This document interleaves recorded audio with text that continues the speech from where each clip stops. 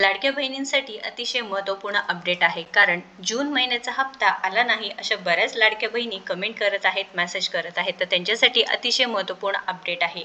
तर लाडक्या बहिणींना जून महिन्याचा हप्ता आला नाही, तर आता जुलै महिन्याचा हप्ता सुद्धा मिळणार का नाही, का एकत्रितपणे 3,000 रुपये तुम्हाला मिळणार, या प्रश्नाचं उत्तर आपण या व्हिडिओच्या माध्यमातून पाहणार आहोत. त्यामुळे शेवटपर्यंत व्हिडिओ नक्कीच बघायचा आहे आणि व्हिडिओला शेअर करायला आणि आपल्या चॅनलला फॉलो करायला विसरू नका. नमस्कार, मी प्रियांका नागने. आपल्या मराठी योजना यात्रा चॅनलवरती तुमचं सर्वांचं स्वागत आहे.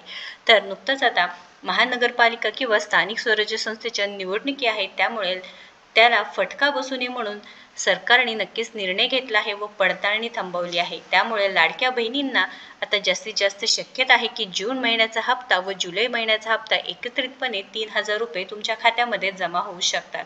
अतिशय महत्त्वपूर्ण माहिती आहे. आता इलेक्शन आहे, त्यामुळे सरकारला फटका बसू नये, त्याच्यामुळे सरकारने हे निर्णय घेतलेला आहे.